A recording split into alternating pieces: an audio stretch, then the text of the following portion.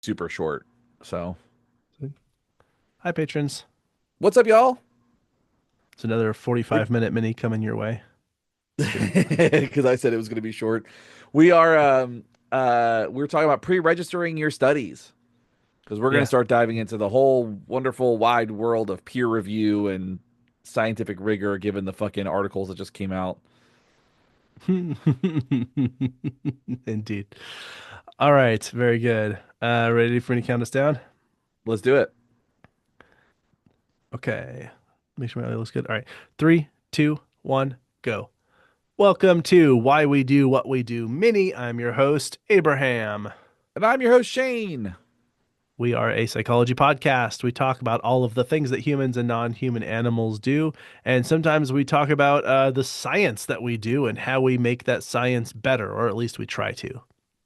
Yes. And so on this mini, we are going to talk about the idea of pre registering your studies. And for those of you who are in the academic world and maybe you do research, this may be familiar, but as somebody who has done research before, I didn't know this was a thing up until like the last year. And so sometimes you just kind of discover new stuff. And I think this is a really great process that we should at least consider. For those of you who are not scientists, it's probably worth us actually doing a deep dive at some point on like how people lie with research and data, Yeah. because what's cool about this is like this is actually one of those strategies that's meant to specifically make it near impossible to lie with your data. Yeah. And there are going to be industries where they will never pre-register their study because their whole thing is to lie with their data. So Right. chiropractors, acupuncturists, these are people, homeopaths, like these are people who are not going to be pre-registering their studies, Right. because they've got to do that p hack to get to statistic significance. I will say that although we're talking super science nerd stuff, even if that's not your jam, we always try and make our content as consumable and accessible as possible. So we will do our best to make this funny and interesting and informative and have you walk away being more well rounded in your understanding of the scientific process.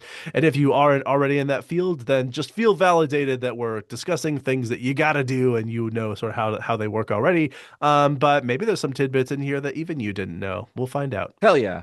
Yeah. We're going to discover a lot today. All right, and quickly before we dive into that, I will let you all know that if you would like to support us, then you can do so by joining us on Patreon, leaving us a rating and review, liking, subscribing, telling a friend, or picking up some merch at our merch store. I'll talk a little bit more about that at the end of this discussion. And as we mentioned, this is a mini. That means it's a short dive into a specific topic. We put out these episodes every Monday. Our full-length episodes come out on Wednesdays. I think that's enough preamble, though. Let's start getting into the pre-registering stuff and what that means. Yeah. So when we talk about pre-registering or pre-registration, it refers to the practice of formally registering elements of a research study, not necessarily the entire study, but maybe even parts, prior to researchers conducting the study. So this can include Right. pre-registering a hypothesis, a methods section of your study, how data are analyzed. It could include the entire study, but basically you're saying, hey, this is what I'm going to do. Here's exactly how I have established my study, and then I would like to implement it. I'd like to pre-register it ahead of time. Yes, and specifically, like anyone could be just making these declarations on their own who are scientists, but this is like going to a third party database industry that sort of lives now. And like you're codifying this into, I cannot change this because you could like write all this stuff down and make that claim that you were going to do all those things and then do your study and then change your mind and do different things and no one would be the wiser. But in this instance, you're like publicly committing to this in a way that you can't back out of. Right, And exactly. there are multiple reasons people would do this. So there's a lot of purposes. One is that it ensures that research teams share a clear understanding of their research goals and processes. Because again, you might change how you would interpret or use those data toward the end of whatever experiment you were doing if you didn't have anyone who already had expectations about what you were trying to accomplish. Right. Another one is it separates confirmatory aspects of research from exploratory aspects. So basically, what this is saying is that, like, when you pre-register your study, you're going, I am, I am looking at this information. I am trying to, with this study, confirm or deny or discover this particular hypothesis. It allows for you to kind of like register that aspect without changing the goalpost as you go forward. That's definitely important. And another one here is that science is, or at least should be, a lot about communication. It is about us. I would say that at the heart of science is people who are communicating their ideas and being open to feedback on their ideas, being Right. open to the fact that they might be wrong. Like this idea that we don't want to say something because someone might disagree with us, I think is absolutely counter to what science is. Science is like you Right. put yourself out there and then you get feedback on that. And if we just treat each other compassionately, then we can both be prepared to receive that feedback and be good at giving that feedback ourselves. And so, an aspect of this, one of the purposes for pre-registering is that it can allow for input from colleagues in this public space where we people can comment on this. They can make observations and possibly even suggestions that might then influence how we go about doing our research in a way that is even more robust now because we had more thoughtful eyes on that. Right. And then this also does this really cool thing where it allows editors to actually accept research papers conditionally, regardless of the outcome. So basically, there are a couple processes inside of this that allow for peer review to happen, and the peer review process can occur before the study is even done to allow editors to go, yes, we will accept this under the condition that it is implemented, that you have data. No matter what your data say, we have accepted this paper, which is really a kind of a unique take on the peer review process and accepting papers for publication. It is, and I could see a lot of utility in just increased efficiency with this model because Yeah. it's going to spend less time going through the process, and therefore the what we learn can be communicated more quickly. Because in case y'all didn't know this, from the start of a study to that study actually being published in a journal, that can, I would say on average, is like at least 2 years. I mean, Right. it can be shorter than that for sure.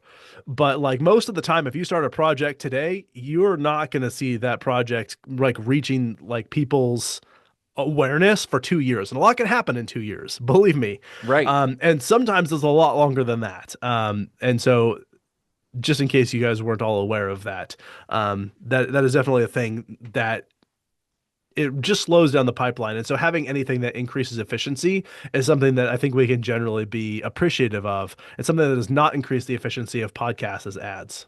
Oh, boo. Boy, I'm dragging this out like crazy. No, you're We good. That just was made it good. to the first paragraph. No, that's plenty. We'll be good. Boop. All right, we're back. Let's talk about the different types of pre-registration for studies.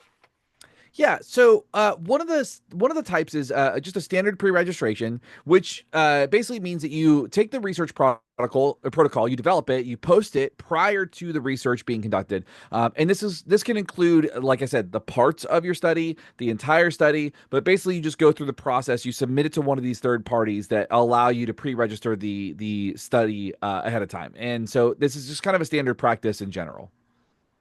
There's also registered reports. In this, they give a description and the analysis, and that is registered prior to data collection. And here, a theoretical plan is peer reviewed. So it's just the plan itself, right? At this point, it's not actual data or conclusions drawn from those data.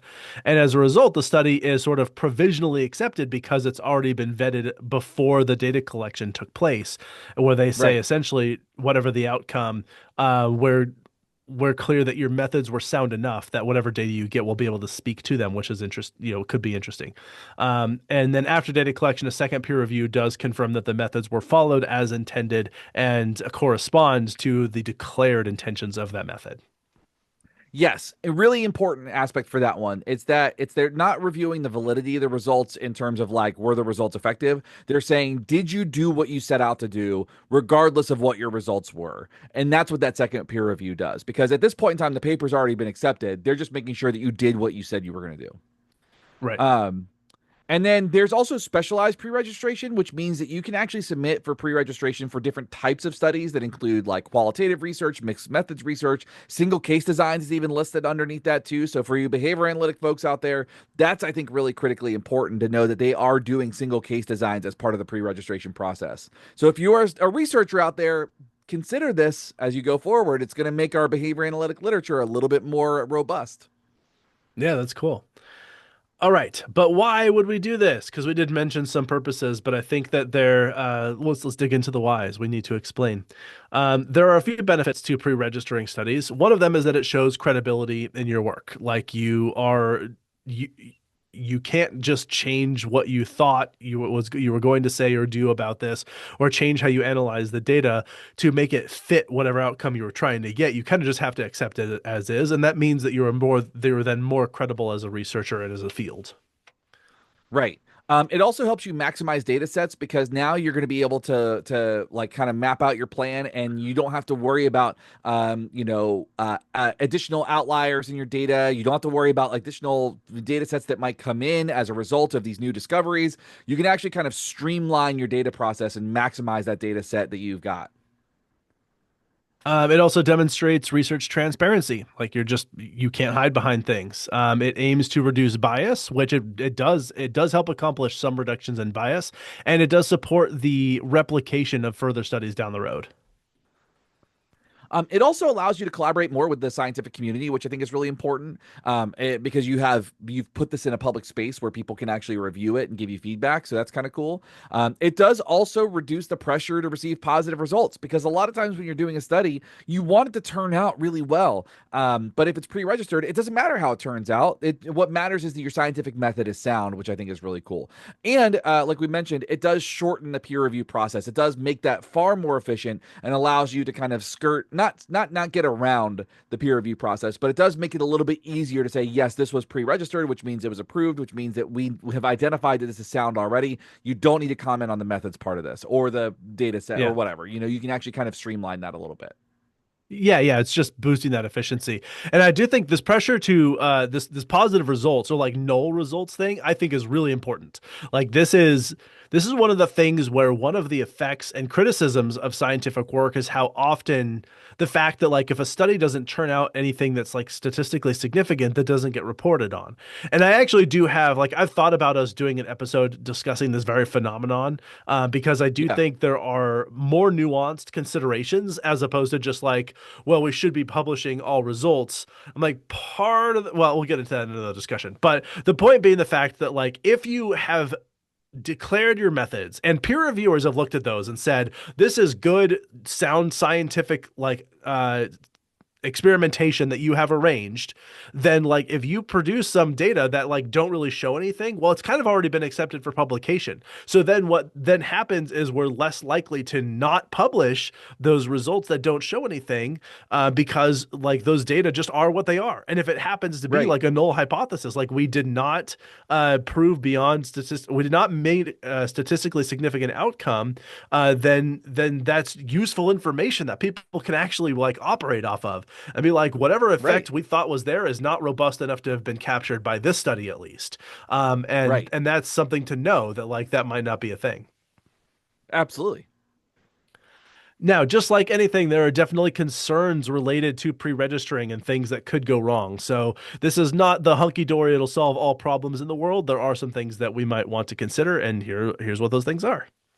Yeah, one of them is a thing called scooping, which, this refers to when someone comes in and sees, they will see a pre-registered study, an idea, and what they'll do is they will steal a carefully crafted research idea and maybe go do the experiment and publish the results before the pre-registered event, the study comes out. So that is something that happens, but according to the websites we found, there have been 0 instances where that has been the case. But that is a criticism or a concern that people will note about why they don't pre-register. Another one is this really does foster a strict adherence to research design, which could be a good thing in some cases, but some researchers express concern with the inflexibility of the design and how that may prevent further additional sort of findings. Yeah. And actually, I was thinking about this specifically with pre-registering is like, let's just say you're doing a study and you just happen to discover inadvertently something totally outside of what you were expecting.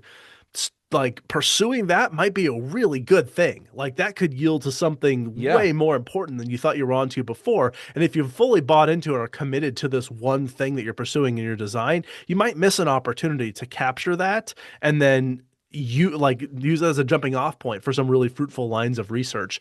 So there could be some rigidity that does not foster the kind of exploratory discovery that is, I think, endemic to what we want in a scientific method. Now, I don't know that it's such a problem that we think it's not worth doing the pre-registering. I would still say pre-registering is generally worth it. And I think what would Yeah. be best is for us to continue moving forward with the framework of how do we avoid this overly strict adherence to protocol and like allow for the space of discovery while also benefiting from pre-registering and the all the positives that come from it.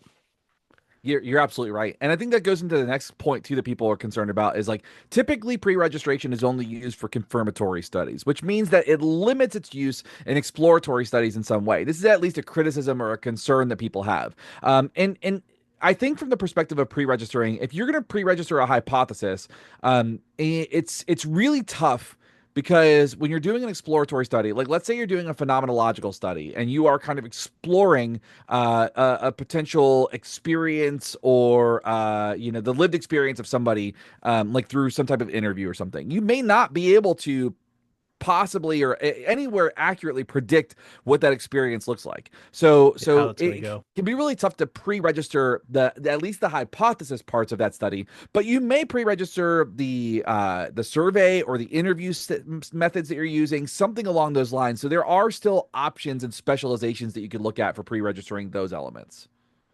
Fair. Some also have a fear of criticism. They report anxiety or stress related to peer review or criticisms.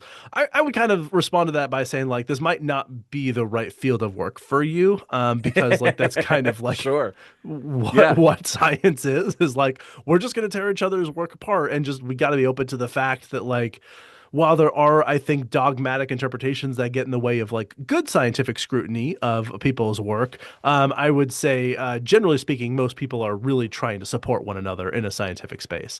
My Right. experiences with publishing and peer review have been exceedingly positive. Even when people didn't necessarily care for what I had done, I still got a lot of value from their feedback. Yeah. So Same. Absolutely. that would be, I think, how I respond to that. Is like I could see that being a little bit of a concern, and also like if that's a concern you have, maybe try doing something that Yeah. you're not Consider exposed to something that different. level of criticism. Yeah, yeah. Consider something different. That's okay. And then also time constraints. People complain about, not complain, they are concerned about how much time it takes to pre-register. But yeah, at the same time, like it speeds up the peer review process and allows you to plan your designs better, I think, and be really clear True. about what your designs are, be more thoughtful, get feedback ahead of time before you waste time doing a study, and then eventually get that feedback later that you've done a study and that it was poorly designed and that nobody will publish Right. your results because you've already done the work and it wasn't very good. So like I think that this is like the juice is worth the squeeze when it comes to this, I Right. Right. think.